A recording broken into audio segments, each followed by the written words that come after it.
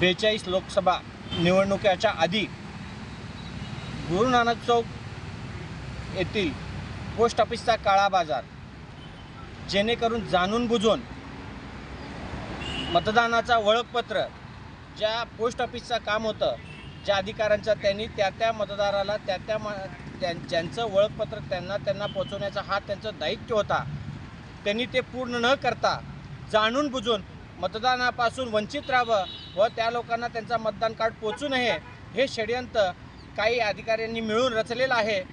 असा काळा बाजार आमच्या निदर्शनात आला असता आमचे माहितीचे अधिकारी श्रीकांत कोळी यांनी ज्यावेळेस पोस्ट ऑफिसला गेले होते, त्यांच्या कार्यकर्त्यांना एका दोघांना त्यांचा ओळखपत्र पोचलं नाही हे चौकशी करण्यास गेले असता त्या ठिकाणी आमच्या निदर्शनात असं आलं की त्या लोकांनी 5 ते 6 हजार वितरण करण्याचं तसंच ठेवले। त्या लोकांनी वरती असं पोच केले की आम्ही हे ओळखपत्र संबंधित त्या व्यक्तीला पोच केलं। हे काळा कारभार आमच्या निदर्शनात आला असून आम्ही हे संबंधित अधिकाऱ्यांना कळवलं असता त्यांनी उडवाउडवीची उत्तरे दिली। मग आम्ही आयुक्तांना भेटून हा झालेला काळा बाजार त्यांच्या निदर्शनात आणून दिलेला आहे।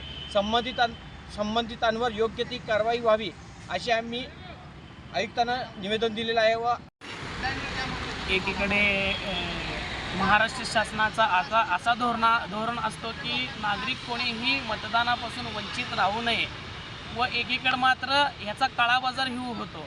गेल्या काही दिवसापूर्वी आम्ही गुरु नानक नगर पोस्ट ऑफिस येथे गेले असता हजारोंच्या संख्येने ओळखपत्र न वाढता, मतदानाचे ओळखपत्र न वाढता मतदान आयुक्त आणि इलेक्शन आयुक्तांची फसवणूक करून ज्या काही अधिकाऱ्यांनी हा भोंगळ कारभार केला आहे त्यांच्यावर तात्काळातल्या तात्काळ बडतर्फाची कारवाई व्हावी।